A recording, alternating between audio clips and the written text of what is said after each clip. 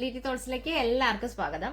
ഇന്ന് നമ്മൾ കാണിക്കാൻ പോകുന്നത് മെഷീന്റെ, അതായത് ജാക്ക് F4 മെഷീൻ അല്ലെങ്കിൽ വേണ്ട നമ്മുടെ പവർ മെഷീൻസിന് വരാവുന്നതിൽ ഇപ്പോൾ നമുക്ക് കുറേ നാളുകൾ നമ്മൾ യൂസ് ചെയ്തിട്ടുണ്ടെങ്കിൽ അതിന് പറ്റാവുന്ന ഏറ്റവും ആദ്യം സംഭവിക്കുന്ന ഒരു പ്രശ്നം എന്ന് പറയുന്നത് നമ്മുടെ സൂചികൾ മാറേണ്ടി വരും, ബെൻഡ് ആവും ചില സമയത്ത്. അതുകൊണ്ട് പ്ലസ് നമ്മൾ ഈ ഒരു കട്ടിങ് ഇത് ഞാൻ F4ന്റെ കാര്യമാണ് കേട്ടോ പറഞ്ഞത്. അപ്പൊ ഇങ്ങനെ കട്ടിങ് ഒരു എക്സ്ട്രാ ഒരു ഫിറ്റിംഗ് ആണ് അതിന് വരുന്നത്. അപ്പൊ ഞാൻ ഇത് മാറിയിട്ടുണ്ട്. ഓക്കെ, പിന്നെ നമുക്ക് മാറാൻ സാധ്യതയുള്ള നെക്സ്റ്റ് ഐറ്റം എന്ന് പറയുന്നത് നമ്മുടെ ബോബിൻ കേസിന്റെ, അതായത് ബോബിന്റെ ആ ചുറ്റുന്ന സംഭവമാണ്. ഇത് കണ്ടില്ലേ, ഇതിപ്പോ കംപ്ലൈന്റ് ആയിട്ട് ഇരിക്കുകയാണ്. ഇത് കണ്ടോ, ഇതിങ്ങനെ വളരെ സ്മൂത്ത് ആയിട്ട് റൗണ്ട് ആവുന്നുണ്ട്. നമ്മൾ ഇപ്പൊ ബോബിൻ വെച്ച് കഴിഞ്ഞാൽ ഓട്ടോമാറ്റിക് ആവേണ്ടത് കറങ്ങുന്നില്ല. മെഷീൻ ഓൺ ആയി കഴിയുമ്പോഴും കറങ്ങുന്നില്ല. ഇതാ ഞാൻ നിങ്ങൾക്ക് കാണിച്ചു തരാം. കണ്ടില്ലേ, ഇത് കറങ്ങുന്നില്ല. അപ്പൊ മെഷീൻ ഓൺ ആണ്. മെഷീൻ ഓൾറെഡി ഞാൻ സ്റ്റിച്ച് ഇച്ചിരി സ്ലോ ആയിട്ടാണ് മാത്രം, പക്ഷെ ഇതാ ഇത് കറങ്ങുന്നില്ല. അപ്പൊ ഇതിന്റെ പ്രോബ്ലം എന്ന് വെച്ച് കഴിഞ്ഞാൽ ഇതിന്റെ ഉള്ളില് ഒരു വാഷർ ഉണ്ടാവും.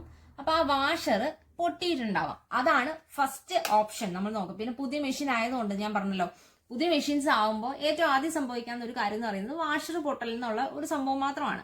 ഓക്കെ, അപ്പൊ നമുക്ക് ആദ്യം തന്നെ ചെയ്യേണ്ട കാര്യം എന്ന് പറയുന്നത് ഈ 3 സ്ക്രൂകൾ അഴിക്കുക. അഴിച്ചു വെച്ചിട്ടുണ്ട്. ബോബിൻ ഇതിൽ നിന്ന് മാറ്റുക. മെഷീൻ പവർ ഓഫ് ചെയ്യുക കേട്ടോ.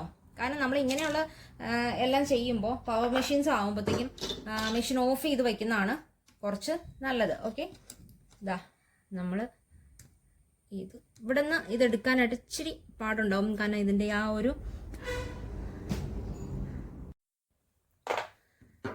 ഫ്രണ്ട്സ്, അപ്പൊ നമ്മളിതാ ഇതിൽ ഇങ്ങനെ പിടിച്ചിട്ട് ഇത് നേരെ പൊക്കുവാണ് ചെയ്യണം. അപ്പൊ നമ്മൾ പൊസിഷൻ മനസ്സിലാക്കണം. ഇത് ഇങ്ങനെയാണ് വരുന്നത്. ഈ 2 ഇതിന്റെ ഇവിടെയായിട്ടാണ് ഈ ഒരു ഇത് വരുന്നത്. പ്ലസ് നമ്മൾ ഇങ്ങനെ പൊക്കി തന്നെ വയ്ക്കുക. കണ്ടില്ലേ, നമ്മുടെ വാഷർ പൊട്ടിപ്പോയിട്ടുണ്ട്. ഇതിവിടെ ഒരു വാഷർ ഉണ്ടാവും. ആ വാഷർ പൊട്ടി ഇതിനകത്ത് തന്നെ വീണ് കിടക്കുന്നുണ്ടാവും. ഓക്കെ, ഇതാ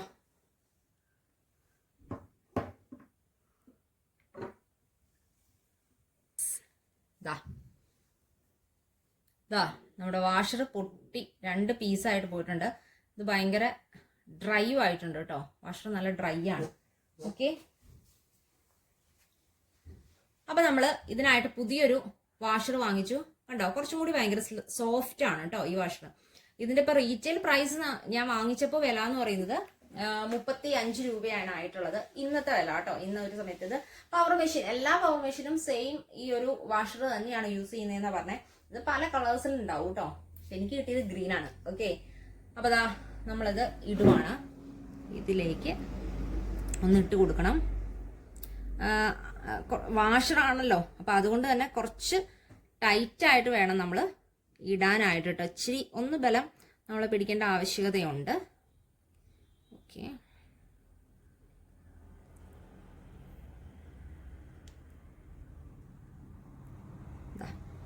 ഫിറ്റ് ആക്കിയിട്ടുണ്ട്. നമ്മളൊന്നും കൂടി ഒന്ന് ഫിറ്റ് ആയി എന്നുള്ളത് ഉറപ്പ് വരുത്തുക. ഓക്കെ, ഇനി ഇത് ഇതുപോലെ തന്നെ ഇറക്കുക. കട്ടിങ്ങിന്റെ കാര്യത്തിൽ പേടിക്കാനൊന്നുമില്ല. കാരണം ഇത് കണ്ടോ, ഇത് കറക്റ്റായിട്ട് ഒരു കട്ടിങ് ഇതിൻ്റെയൊക്കെ വന്നാണ്ടോ, ഈ സ്ക്രൂ വരണമല്ലോ. അപ്പൊ അതുകൊണ്ട് അത് കറക്റ്റായിട്ട് നമ്മളൊന്ന് വച്ചാൽ മതി. ഇനി നമുക്കൊന്നത് ക്ലീൻ ചെയ്യാം. കാരണം ഇത് എപ്പോഴും നമ്മൾ അഴിക്കുന്നതല്ലല്ലോ. അപ്പം ഇങ്ങനെ അഴിച്ചു കഴിഞ്ഞപ്പോൾ എന്തായാലും നമുക്കിതൊന്ന് ക്ലീൻ ആക്കാം. ജസ്റ്റ് നമ്മൾ ക്ലീൻ ആക്കിയിട്ടുണ്ട്. ദാ ഇത് വെച്ചു കൊടുത്തു. ഇനി നമ്മുടെ സ്ക്രൂ നമുക്ക് ഫിറ്റ് ചെയ്യാം. നന്നായിട്ടൊന്ന് ടൈറ്റ് ചെയ്ത് കൊടുക്കുക കേട്ടോ. കാരണം ഇത് ഈ ബോബിൻ്റെ ഇതായതുകൊണ്ട് തന്നെ അനങ്ങുന്ന ഒരു സംഭവമാണല്ലോ എപ്പോഴും. അപ്പോഴത്തേക്കും നമ്മളൊന്ന് ഇത് ലാസ്റ്റ് ചെയ്താൽ മതി. ആദ്യം ഇത് രണ്ടും നമ്മൾ വയ്ക്കുക. ഓക്കെ, ഈ സ്ക്രൂ ഡ്രൈവർ എല്ലാം നമുക്ക് മെഷീൻ വാങ്ങിക്കുമ്പോൾ തന്നെ കിട്ടുന്നതാണേ. 3 സൈസിലുള്ള സ്ക്രൂ ഡ്രൈവേഴ്സ് നമുക്ക് കിട്ടുന്നുണ്ട് മെഷീൻ്റെ കൂടെ തന്നെ. അപ്പോൾ അത് മിക്കവാറും എല്ലാ തന്നെ നമുക്ക് യൂസ് ചെയ്യേണ്ടി വരാറുണ്ട് കേട്ടോ. പല ചെറിയ ചെറിയ പാർട്സ് എല്ലാം അഴിക്കുമ്പോൾ നമുക്ക് ആവശ്യം വരാറുണ്ട്. ചില കടകളിൽ മാത്രം അവര് ഇങ്ങനെയുള്ള എക്സ്ട്രാ സംഭവങ്ങളൊന്നും കൊടുക്കുന്നില്ല. അപ്പം നമ്മളത് ശ്രദ്ധിക്കണം വാങ്ങിക്കുമ്പോൾ. ഇപ്പോൾ ജാക്ക് F4ന് നമുക്ക് ഇതുപോലത്തെയുള്ള 3 സ്ക്രൂ ഡ്രൈവേഴ്സ് കിട്ടുന്നുണ്ട്. ഓക്കെ, കണ്ടില്ലേ, ഇതെല്ലാം പലതും പല ഉപയോഗമാണ്. നമ്മുടെ ഓരോ പാർട്സ് അഴിക്കുമ്പോഴും നമുക്ക് ഇതിൻ്റെയൊക്കെ ഉപയോഗങ്ങൾ വരുന്നുണ്ട്. ഇനി നമുക്കൊന്ന് മെഷീൻ പ്രവർത്തിപ്പിച്ച് നോക്കാം. അപ്പോൾ ദാ നമ്മൾ ഓൾറെഡി ബോബിൻ ഫിറ്റ് ചെയ്തു. കണ്ടില്ലേ, ഇപ്പോൾ അത് അഴയുന്നില്ല. നേരത്തെ എന്ന് പറഞ്ഞാൽ നമ്മൾ കൈ വെച്ച് കഴിയുമ്പോൾ തന്നെ ഇങ്ങനെ വളരെ ലൂസായിട്ട് പോവായിരുന്നു. ഇപ്പം ഇച്ചിരി ടൈറ്റ് ആയിട്ടാണ്. Yes, success. ഓക്കെ, അപ്പം നമ്മുടെ ഇപ്പൊ കുറെ നാളായ മെഷീൻ, ഇപ്പൊ വർഷം നമുക്ക് ആയിട്ടുണ്ട് എങ്കിലും ഒത്തിരി പഴക്കമുള്ള മെഷീൻസിനൊക്കെ മാത്രമാണ് നമുക്കൊരു കംപ്ലൈന്റ്. പിന്നെയും ഇതിന്റെ ഉള്ളിലത്തെ ഒത്തിരി പാർട്സ് ഉണ്ട് കേട്ടോ, ഒത്തിരി പാർട്സ് ഇതിന്റെ പ്രോബ്ലംസ് വരാറുണ്ട്. അപ്പൊ അങ്ങനെ വരുന്നുള്ളൂ.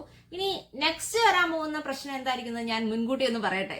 ഓക്കെ, നമ്മുടെ ഈ ഒരു അഡ്ജസ്റ്റിംഗ് ടൂൾ ഉണ്ടല്ലോ, ഇതിനായിരിക്കും ഇനി നെക്സ്റ്റ് വരാൻ പോകുന്ന ഒരു പ്രശ്നം. അപ്പൊ നമുക്ക് എന്തായാലും ഇനി എറണാകുളം പോകുമ്പോൾ നമുക്ക് ഈ ഒരു പാർട്സ് മേടിച്ച് വെച്ചേക്കാം. ഓക്കെ, കാരണം ഇതിൽ നൂല് ഇങ്ങനെ കയറി ഇറങ്ങി പോകുന്നതല്ലേ, എപ്പോഴുമായിട്ട് ഇങ്ങനെ ടൈറ്റ് ആയിട്ട് എപ്പോഴും പോകുന്ന ഒരു സംഭവമാണ്. അപ്പൊ അതുകൊണ്ട് തന്നെ ഇതിന്റെ ഉള്ളിൽ പൊടികൾ കയറാം. നമ്മളെപ്പോഴും അത് ക്ലീൻ ചെയ്യുകയൊക്കെ ചെയ്യെങ്കിലും ആ ഒരു ടൈറ്റ് അതിന്റെ പോകും.